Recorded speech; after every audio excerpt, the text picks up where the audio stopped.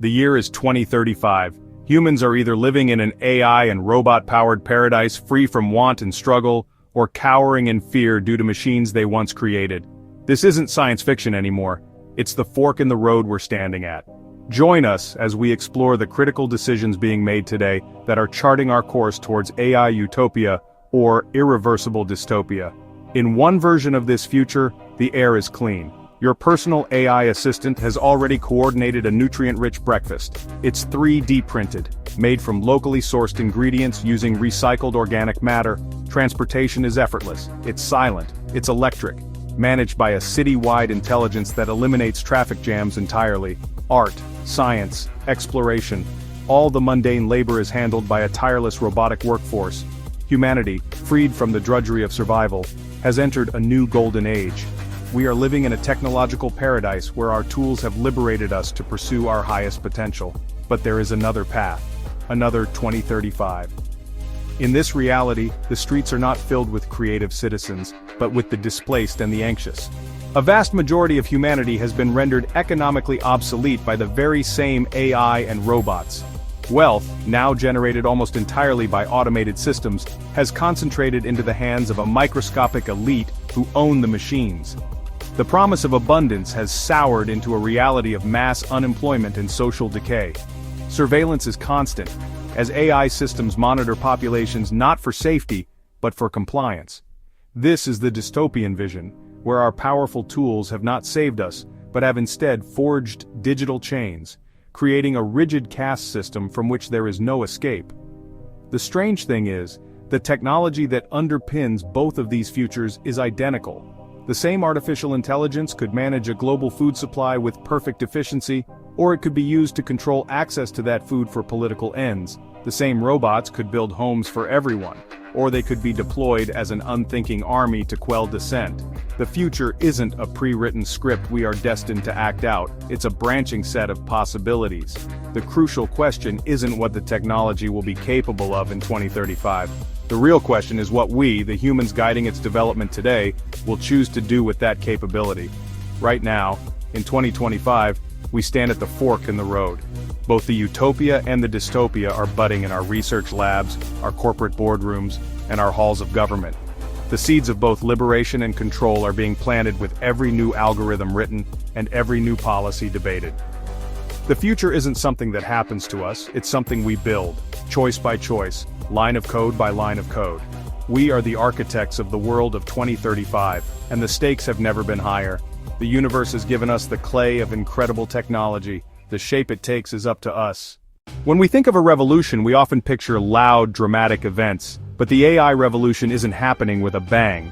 It's a quiet, pervasive transformation happening right now, deep inside the factories and supply chains that form the backbone of our civilization. It's less like a sudden explosion and more like the silent, relentless growth of a planet-spanning root system. This change is not just about making robots that can screw a bolt on a car door faster than a human. That was the old automation. This is about something fundamentally different, something that learns and adapts in ways we've only ever seen in biological life. The real game changer is how AI is enabling robots to learn. In the past, a factory robot had to be painstakingly programmed for a single, repetitive task. If the size of a screw changed, a human engineer had to reprogram it. Today, an AI-powered robot can be shown a task, like assembling a complex electronic device, and it can learn by watching, by trial and error, just as we do.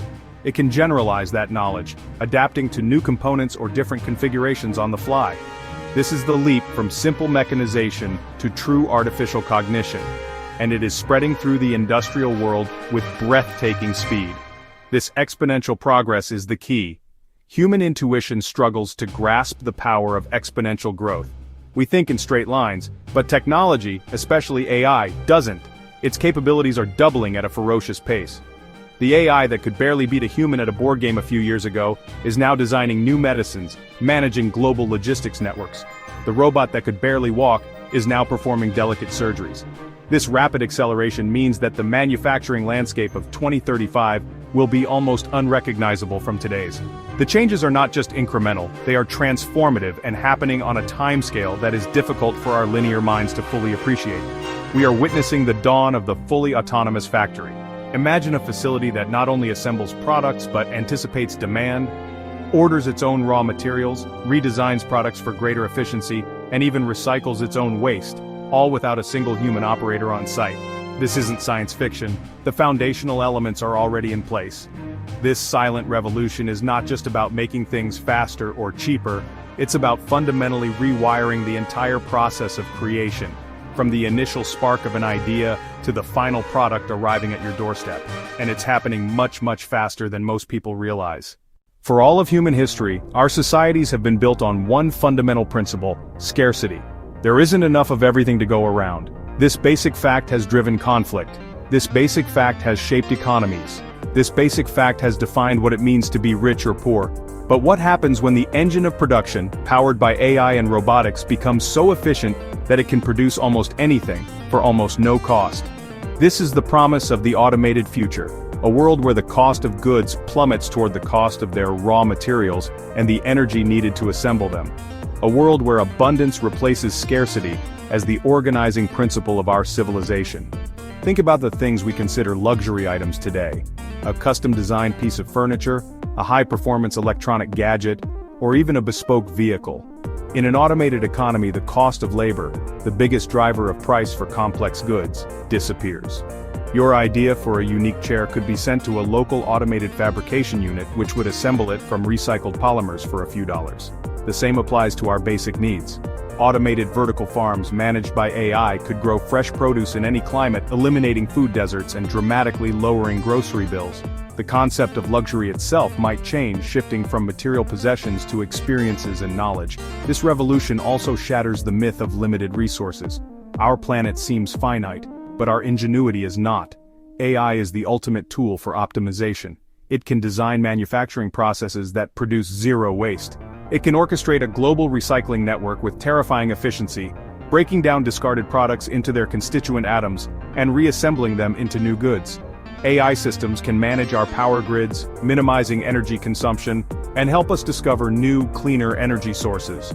The problem has never truly been a lack of raw materials on Earth. It has been our clumsy, inefficient, and wasteful methods of extracting and using them. The economic implications are staggering.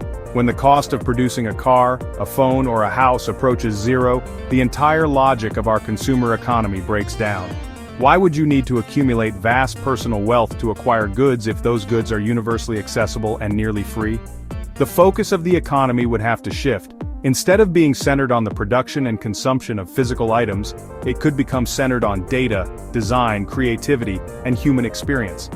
This is a world so different from our own that it's hard to fully imagine, but it is the logical endpoint of the technological path we are currently on.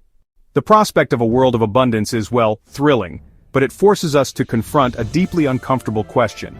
If machines do all the work, what will people actually do? For centuries, our identity, our social standing, and even our very survival have been tied to our jobs. Now the transition to an automated economy will likely see the displacement of blue-collar factory workers and white-collar professionals. AI can now diagnose diseases better than doctors, write legal briefs better than lawyers, and compose code better than programmers. Almost any job that involves pattern recognition and optimization is, honestly, vulnerable. We must face the possibility that many traditional human jobs will simply vanish. But this isn't a failure, it's the success of our ambition to eliminate toil. Still, it creates a profound societal challenge. How do we distribute the immense wealth generated by AI and robots? If we keep current economic models, we risk unprecedented inequality. A tiny fraction that owns the AI will capture the output, while the rest are left with nothing. This is the recipe for dystopia. To avoid it, we must rethink work and survival. We must decouple income from labor. That calls for bold economic ideas.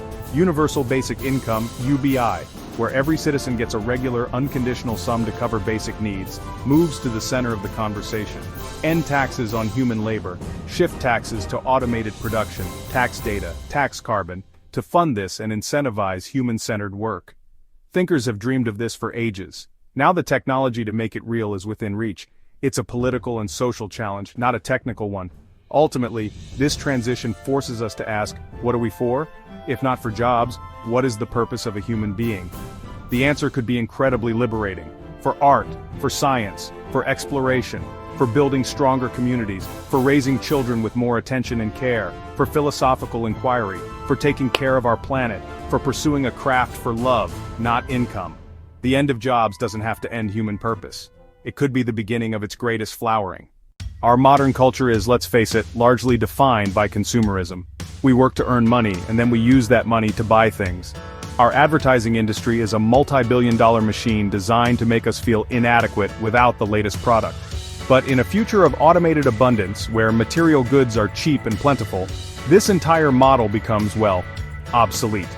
When you can 3D print a new phone case for pennies, or a custom pair of shoes for pennies, the thrill of acquisition just fades.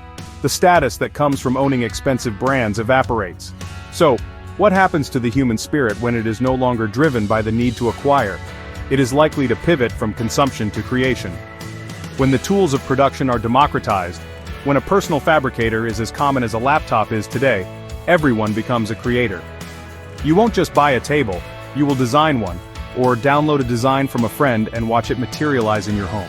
This shift could unleash a wave of creativity and personalization on a scale that would, honestly, dwarf the Italian Renaissance. Our homes, our clothes, our tools, everything could become a unique expression of individual taste and ingenuity, rather than a product of mass manufacturing. The world would become infinitely more interesting and diverse. This new era would allow us to pursue activities that have intrinsic rather than monetary value.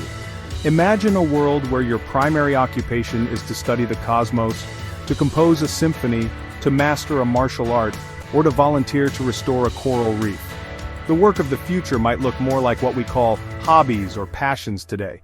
The economy of attention would be replaced by an economy of meaning. The goal would not be to accumulate wealth, but to accumulate experiences, knowledge, and meaningful relationships. This is a profound shift in the human condition, away from a life centered on survival and toward a life centered on thriving. Of course, this future is not guaranteed. The same systems could be used to create an endless stream of digital distractions, meaningless virtual experiences, keeping the population passive and entertained. The choice will be ours. Do we use our newfound freedom to binge-watch algorithmically generated content for eternity? Or do we use it to push the boundaries of human knowledge and artistic expression? The potential for a new renaissance is real, but like all great flowerings of culture, it will require conscious effort, a supportive social structure, a shared belief in the value of human creativity and intellectual growth. The future is not a destination we arrive at. It is a reality we are actively creating with the choices we make today, in the here and now. The path to 2035 and beyond is not predetermined. The utopian vision of a world of abundance and creativity, the dystopian vision of a world of control and inequality, they are in fact the same road. The direction we travel upon it depends entirely on the values we embed into the systems we are building. The AI we create will be a mirror, reflecting the best aspects of its human creators, or the worst aspects of its human creators. To navigate this transition successfully, we must be proactive. Individuals need to embrace a mindset of lifelong learning, constantly adapting their skills for a world where human-computer collaboration is the norm. Communities should be creating local initiatives to explore how these new technologies can solve their specific problems. Local food production, elderly care. We cannot afford to be passive spectators waiting to see what happens. We must all become active participants in shaping our technological destiny, demanding a seat at the table where the future is being designed. Our educational systems must be radically reformed. Instead of focusing on memorizing facts for jobs that won't exist, we need to teach critical thinking, creativity, collaboration, ethical reasoning. We need to prepare our children not for a specific career but for a lifetime of change. Our governments must step up, creating policies that ensure the benefits of automation are shared broadly, investing in research for safe and ethical AI, establishing new social safety nets like UBI, fostering a public dialogue about the kind of society we want to build. This is our moment of choice, our cosmic responsibility. The power we are unlocking with artificial intelligence is comparable to the discovery of fire or the invention of language. It will redefine what it means to be human. We must engage in the conversation, support ethical research, and demand accountability from those who build and deploy these powerful tools. The future is calling to us, asking us what we want to be. Will we be the masters of our creation, or its servants? The answer lies not in the machines, but in ourselves.